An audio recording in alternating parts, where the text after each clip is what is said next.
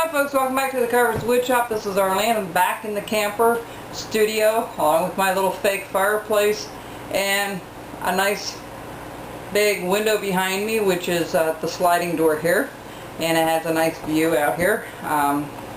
We're kind of along the road, but it's still fine. One thing that we're going to continue with last week we had about carving shows, and one of the things along with the carving shows, how do you price your items? Well, pricing your items, there's two questions that I ask myself a lot of the time when I price an item.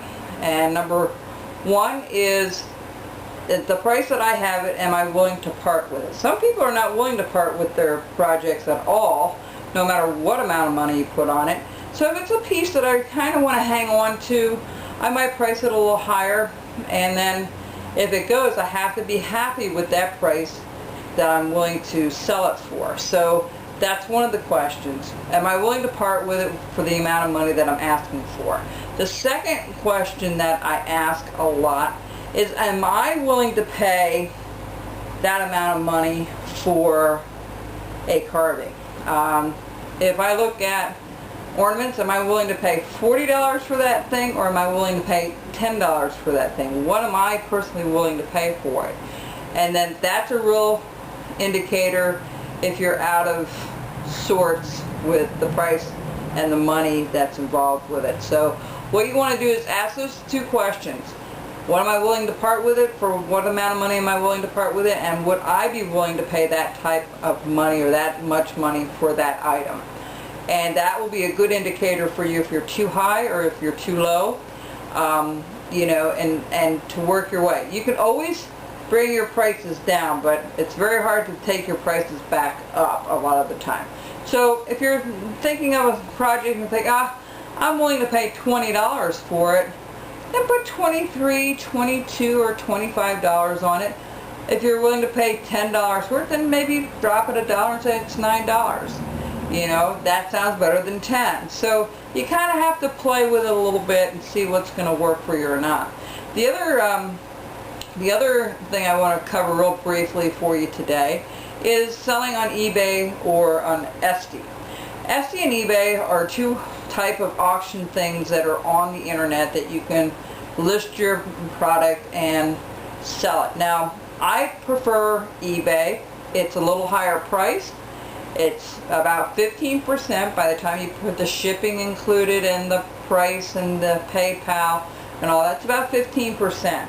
Etsy is probably going to be 3.5% to 4% to sell it, and another, you know, few percentage points for your shipping. You can do free shipping on eBay, or you can charge for it separately. I like to do it free shipping because I think it sounds better, and they know exactly what they're paying for it. They don't have to add the two together in their head if they are not good at that.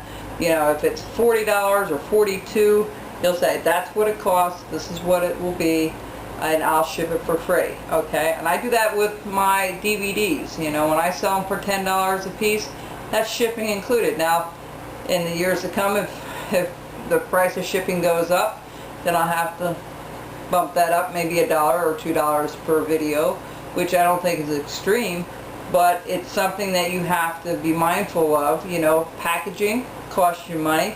Taking it to the post office takes you money. It takes money to wrap it up and package it and bring it there. So all those things, all those factors you have to think about when you do the online auctions, because it's just not saying, okay, I sold it. You have to take a picture of it, you have to write a description of it, whether it's an Etsy or an eBay, and those things take time. That's not done, you know, that's not done saying, okay, I want to sell that item. Well, if you want to sell that particular item, say a Santa, you'll have to take a picture of it. Then you'll have to load it to your I guess, what's it called? Your channel, not your channel, but put it on eBay or Etsy on your site. And then you're going to have to explain what it is, the height, you know, put several pictures with it. You'll have to load that. So there's a lot of factors involved when you do eBay and when you do Etsy. It's a lot of work. It's not done just in the blink of an eye and say, oh, okay, I want to sell 10 items, and you sit down for a half an hour and it's all done. It does take time. So you have to be good at photographing, make sure the lighting is right. So there's some advantages that you don't have to go to shows if you do it that way. Or if you go to shows, make sure you have everything priced. Nothing's more frustrating to me as a consumer than going into a store and I pick up an item I'm interested in and there's no price on it. That's a pet peeve for me. I don't like that. I like everything priced, or at least a sign next to how much the ornaments are or how much the DVDs are, or, you know, it'll give you an idea. It's warm in here today. Sorry, folks. But maybe I don't need the fireplace on. There's no heat coming off of this, by the way. It's just the lighting on it. But anyhow, those are the things you have to consider, and once you have those questions answered about your pieces, then you'll be able to make a whole bunch of carvings and be able to price them out. And with Etsy and eBay, you may have to go a little higher to help you combat some of the pricing with the shipping and all. So hopefully that's been helpful to you.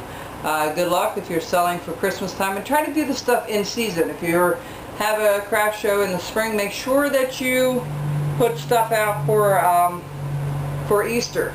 You know, you can put stuff out for Christmas about midsummer on that usually sells, but January, February, you're not going to get as many sales because people are not in that frame of mind to buy those things at that time. So it's a lot of psychological stuff goes with it. But hopefully that's helpful to you, and good luck selling this Christmas season and your carving shows. Take care. Bye-bye.